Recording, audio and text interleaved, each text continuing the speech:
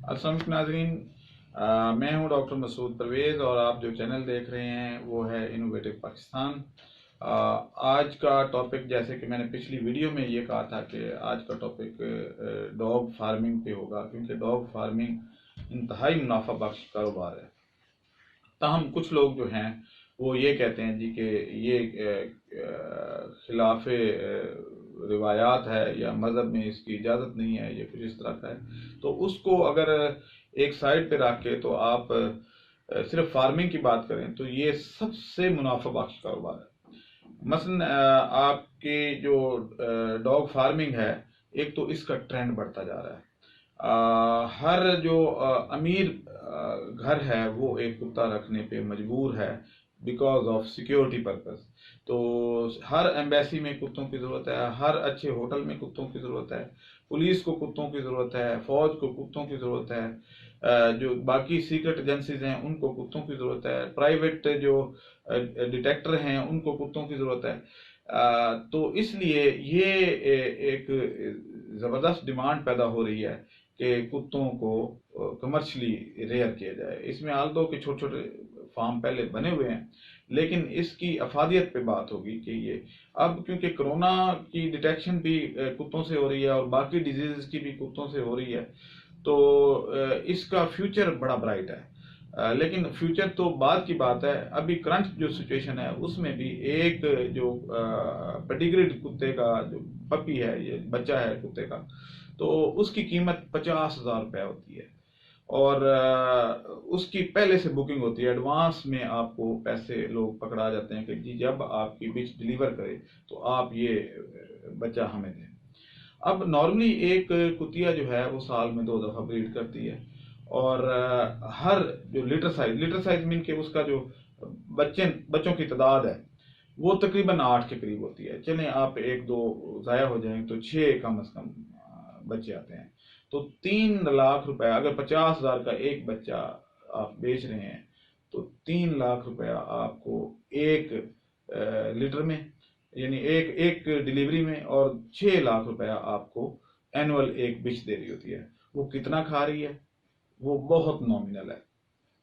कुत्तों की जो खुराक है जो हम मैन्युफैक्चर करते हैं उसका रेट 350 रुपये किलो है, जो मार्केट में है उसका रेट तकरीबन 500 रुपये किलो है।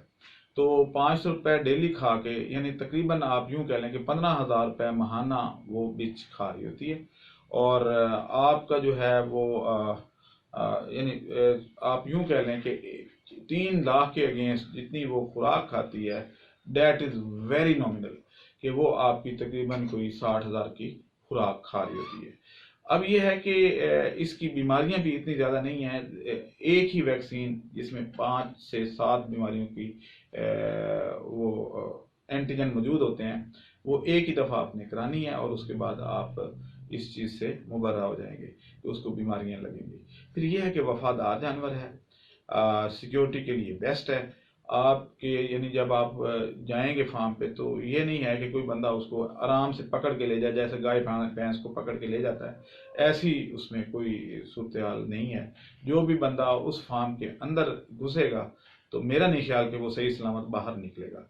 तो इसलिए कोई ज़्यादा सिक्योरिटी की भी ज़रूरत नहीं है। हाँ, इसकी डाइट का ख्याल रखना ज़रूरी है कि इन टाइम उसका वो फीडिंग की जाए और इनको प्यार से रखा जाए। मैं आपको एक छोटा सा वाक़या भी सुना देता हूँ कि कुत्ते अक्सर इतना मिस कर जाते हैं अपने मालिक को, हाँ, कि वो एक लाड़ प्यार ज़्यादा, बहुत हद से ज़्यादा भी नहीं करना चाहिए, लेकिन कुत्ता बहुत अक्लमंद जानवर है।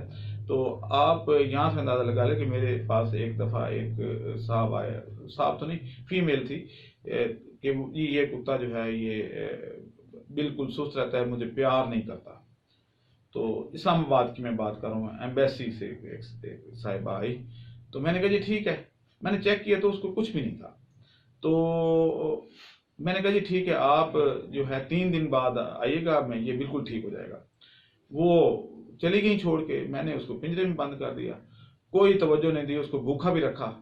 तो तीसरे दिन जब मुझे पता था कि ये बेसिकली बिहेवियर प्रॉब्लम है कि हद से ज़्यादा इसको प्यार मिला है और खाना मिला है, तो वो जो है वो इस तरीके से बिहेव कर रहा है। تو جب 3 دن کے بعد وہ خاتون آئی تو میں نے پنجرے سے نکالا تو اس نے جا کے کوئی لاڑیاں پیاریاں کی اس عورت کو. تو یہ بیسکلی سمجھدار جانور ہے، اس کو بیہیویئر اس کا اسٹڈی کرنا بھی بڑا ضروری ہوتا ہے. بہرحال یہ تو ایک آؤٹ آف دا باکس بات ہوگی. بات یہ ہے کہ آپ نے ان کو پیار سے پالنا ہے، ٹائمنگ کا خیال رکھنا ہے، اور 2 ٹائمز اے ڈے فیڈنگ کرنی ہے. فیڈ کا فارمولا بھی میرے سے مل سکتا ہے، اگر فیڈ کہیں اور سے نہ ملے تو آپ میرے سے لے سکتے ہیں. میرے سے جو ہے آرمی کا میرے پاس کنٹریکٹ رہا ہے، آرمی ڈاگ سینٹر کو میں فیڈ سپلائی کرتا رہا ہوں. تو وہ ساری جو اکوپمنٹس اور سارے انگریڈینٹس وغیرہ میرے پاس موجود ہیں، تو جن سے میں فیڈ بناتا ہوں.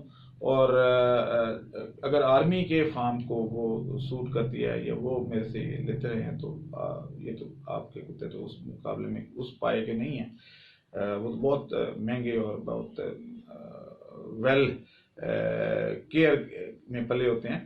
تو اب یہ ہے کہ آپ جو ہے اس پہ سوچیں، اور اگر آپ کو پیڈیگریڈ بچے لینے ہوں تو وہ بھی آپ ہمارے سے لے سکتے ہیں. اس سلسلے میں ہم اپنے کچھ لوگوں سے جو ایکسپرٹ ہیں ان کو ہم ہائر کیا کہ وہ اس کی پیڈیگری کی سرٹیفکیشن کریں. تو اس سلسلے میں ہم نے ان کو جو ہے وہ اپنے آفس میں بلا رکھا ہے تاکہ وہ ان کی جو ہے رجسٹریشن اور ان کی فیوچر میں پیڈیگری کی سرٹیفکیشن کریں. تو اس سلسلے میں وہ ایک لیٹر جاری کیا کریں گے کہ جی یہ واقعی ہی پیور السیشن کا ہے، یا یہ لیبراڈور ہے، یا کوئی بھی بریڈ اگر ہے تو یہ آپ اس کو آنکھیں بند کر کے لے لیں، یہ سرٹیفکیٹ ہے اس کا. تو اور وہ ان کتوں کی جو ہے پرائس وہ پراپر ملتی ہے. جو مارکیٹ سے آپ لیتے ہیں ان کی اتنی اچھی پرائس نہیں ملتی.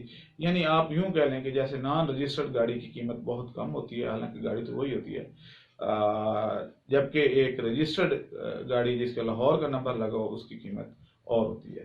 تو یہ اسی طریقے سے کتوں میں فرق ہے.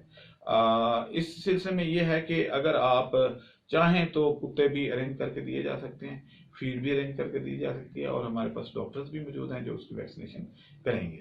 تو اس بارے میں آپ سوچیں، تھوڑا سا ہٹ کے چلنا ہوگا.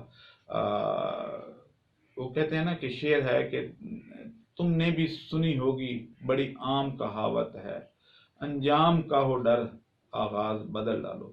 تو وہ کام جو سارے ہی کر رہے ہیں اور اس میں رش پڑا ہوا ہے، اور مثلا اس وقت فیٹننگ کا ایک عروج ہے، ٹھیک ہے وہ کریں، ایکسپورٹ کریں، سارا کچھ ہو، تو کچھ لوگ جو ہیں اس سائڈ پہ آ جائیں تاکہ یہ بھی لائف سٹاک کا ایک سیکٹر ہی ہے، سیگمنٹ ہے. تو اس میں اگر اچھا منافع ہے تو مقصد تو روزی کمانا ہے، یا آپ جو ہے وہ اب یہ ہے کہ جو کہتے ہیں جی کہ اس کی ممانعت ہے یا کچھ ہے. تو خیر میں مذہبی آدمی تو نہیں ہوں، لیکن اتنا ضرور جانتا ہوں کہ اگر اتنی اسٹرکٹ ممانعت ہوتی تو پھر ہماری فوج اور یہ پولیس اور یہ وہ ان کو پھر کون سپلائی کرے گا، کہاں سے؟ کیا کتے بھی ہم امپورٹ کریں گے؟ تو اس لیے ہمیں ان کی یہ کرنی پڑے گی. دوسری بات یہ ہے کہ میں نے یہ دیکھا ہے کہ اگر کسی چودھری کی شادی پہ شراب مفت کر دی جائے تو سارے ہی پی لیتے ہیں. کیا وہ حرام نہیں ہے؟ کتوں پہ آ کے ہم ریسٹرکشن لگا دیتے ہیں. رشوت کو ہم حرام نہیں سمجھتے، لیکن سور کے گوشت کو ہم حرام سمجھتے ہیں. بالکل حرام ہے بھی، لیکن رشوت بھی تو حرام ہے. تو اس بارے میں تھوڑا سا سوچیں کہ یہ ہم سیکیورٹی پرپز کے لیے رکھ رہے ہیں، نہ کہ ہم اس کا گوشت استعمال کریں. کیونکہ اتنا مہنگا گوشت تو خیر کوئی کھا بھی نہیں سکتا کہ اگر 2 لاکھ کا یا 2.5 لاکھ کا کتا ہے تو اس میں سے اگر 10 کلو گوشت نکلے تو کون اس کو خریدے گا اور کون کھائے گا؟ یہ کورین بھی نہیں کھائیں گے، نہ چائنیز کھائیں گے. چائنیز بھی سستا گوشت مانگتے ہیں. خیر، تو اس لیے جو ہے وہ اس کو پروموٹ کرنے کی ضرورت ہے. میں نے آج اس پہ تھوڑی سی بات کرنی تھی. باقی جو ڈیٹیل ہے وہ آپ میرے سے پرسنلی مل کے لے سکتے ہیں، اور اگر کوئی کرنا چاہے تو ہم اس کی ہیلپ کر سکتے ہیں. اب مجھے اجازت دیں. اللہ حافظ.